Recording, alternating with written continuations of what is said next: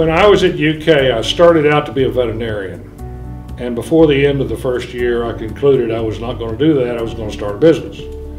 But I had already been through a bunch of science stuff at that time. I switched over to the business side. I knew it was some kind of business, didn't know what.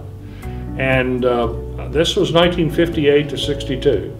So computers were just coming on the horizon into the masses. First transistorized computer was 57 with the IBM 1401. And at those days, a student could go to McVeigh Hall at UK and sign up for hours on a computer.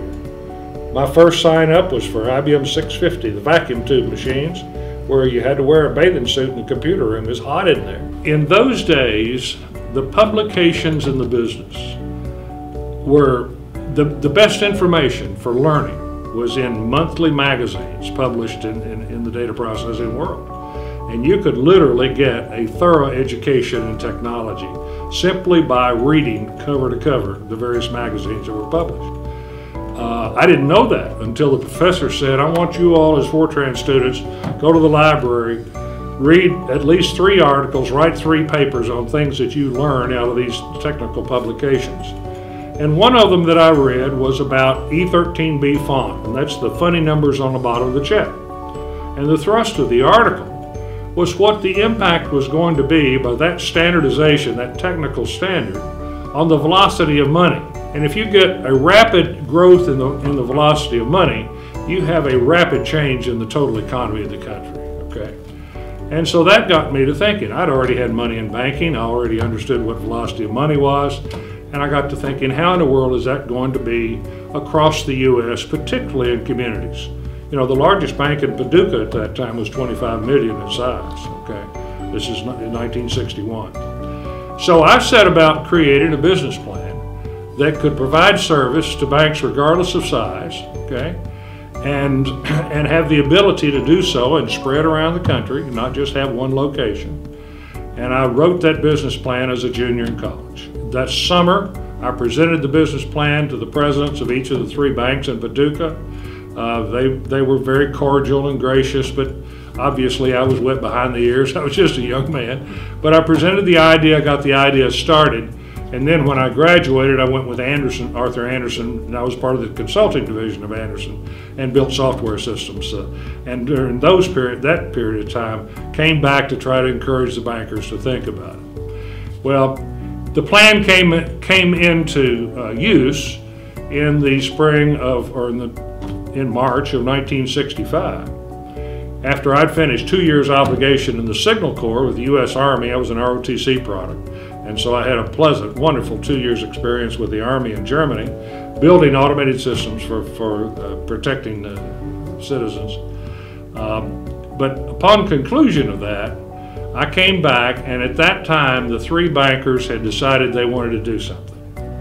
And they had hired a consultant, they had contracted for a computer, they had already had a tech rep in from that computer company, and they were opening for interviews for people to run the business.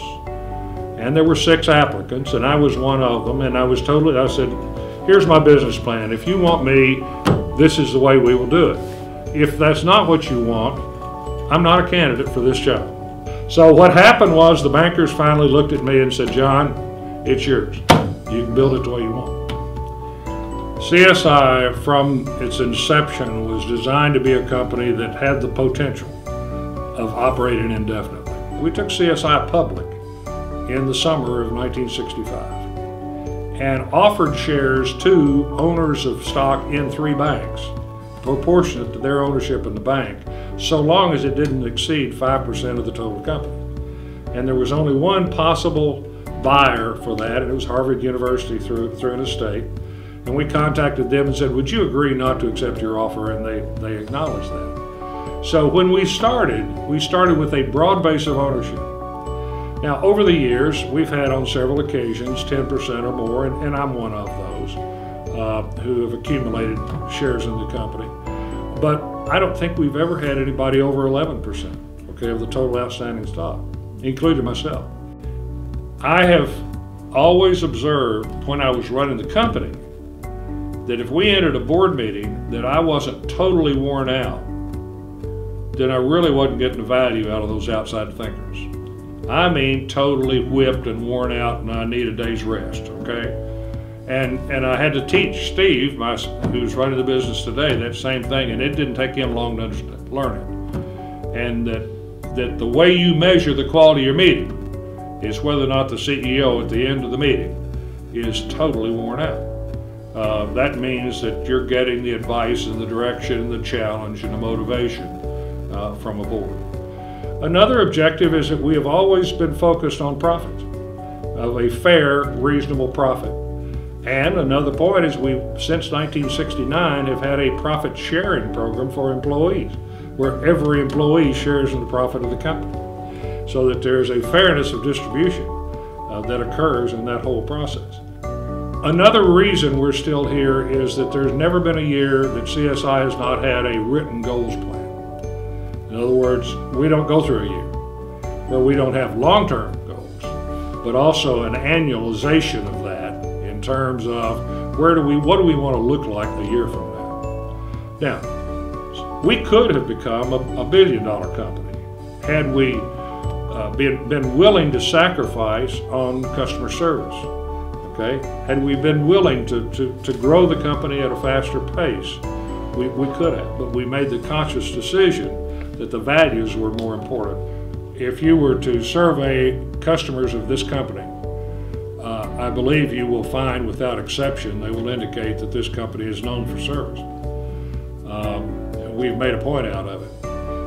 From the early days, we began setting metrics on the number of customers that each customer service representative would be able to handle. And that also varies by size of customer. Those metrics are still tracked today. We have no competitor who is anywhere close to the ratios that we've had. We started out 10 to 1, one customer service rep per 10 customers, okay? That's not equal in terms of size. We've got some customers big enough they need 2 customer service people. But the focus on service has been true since the beginning of the company. And I'm proud to say a survey would show that customers believe that's true. I think of the key issues of leadership, to me the number one is establishing a value system in a company, what that value system is. And that value system is often called company culture. We've had a written CSI value statement and culture statement for many, many, many years. And I think that it's very important. Now, it doesn't make any difference what it's in writing unless the principles that are contained in that are evidenced daily by the leaders of the company. How do you feel toward the customer? Is the customer the enemy, or is that who you're here to serve and why you got a job? How do you feel toward employees and employees' families? Okay. How should you respond if an employee's house burns? How should you respond if you've got an employee who's on the beach and you suddenly have a back problem? Okay. Is there a human side to the company to step up, to go the extra mile beyond what would normally be thought to be a role of a company? Do you take steps within the company to ensure that information is readily available to all? Or is it like pulling teeth to find out even how the company is doing financially? Is that wide open and transparent and available? There shouldn't be one of us who already feel like we've learned everything we're going to learn in life. We ought to be continuing to grow. And with the changes that are apparent, then that ought to be an expectation. That's a company expectation. That's a value. That's part of the culture. We expect you to continue to grow as an employee. Well, when you have a written set of these concepts, which can manifest itself in a number of ways, but I believe they have to be in writing. And I believe then they have to be articulated by the leaders of the business. When you have that, then it's amazing what it starts doing. Number one, it's going to impact who you hire. Because you want anybody you're hiring to go through those points and let them raise a flag and say, wait a minute, I don't think I'd want to work for a company like this. Okay. Number two, you'll see it manifest in the length of employment of folks, of how long they stay around. Number three, you'll find it manifested in how long a customer wants to do business with this culture. Okay. And we have customers who have come to us and said, how did you create this culture? What are the key elements in it? Help us understand how we might do that in our bank. And we consider that an honor when that question is put on the table. Been blessed to have a wonderful wife who's raised our kids when I've traveled a lot, and who has also been, if I fail to involve her in a key hire, I typically made a mistake, and she'd remind me of it, frankly, on a later basis. And that's happened. That's literal. That's not figurative. That's literal. It has been a key. Paul Meyer had a quote that impacted me the first time I got exposed to it, and it still impacts me today. And it says, whatever you vividly imagine, ardently desire, sincerely believe, and enthusiastically act upon must inevitably come to pass. Now let's go back and break that down just a little bit. Whatever you vividly imagine. That's the fundamental of long-range planning. That's the fundamental of seeing something that does not now exist. Whatever I vividly imagine.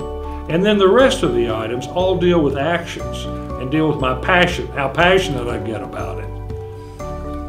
And it will happen. I've used this with departments in the company and saying, you know, you've got certain problems right now. Our mission is to determine what we can vividly imagine this department to look like 3 years from now. And what are the things we need to do to have that utopian result. Corporate executives need to step up to the level of leadership within the community. And that's of time and of money in terms of making the quality of life an improved quality of life for those around us. We've been offered many of those opportunities. Probably the most significant in my life was the Carson Performing Arts Center, which is a $45 million operation here in Paducah. And a local ophthalmologist had the vision for years. He had his own jazz band. He'd talk to anybody who'd listen about why Paducah needed a performing arts center. And most folks would just kind of laugh him off, candidly. But he just stayed with it. He had an iron will determination. And ultimately there was enough support behind it that we got state support, and then the question was the need for local capital to be raised. And the mayor and an outside fundraising consultant persuaded me to chair that campaign. I find when young entrepreneurs, when I do talk to them, they will have an idea, but it's rare for them to have reduced their idea to a goals plan. And a written goals plan to me is just a fundamental requirement. And that's not just to start the business, but that's to continue year after year into the future. Albert Gray coined it this way: successful people form the habit of doing things unsuccessful people don't like to do.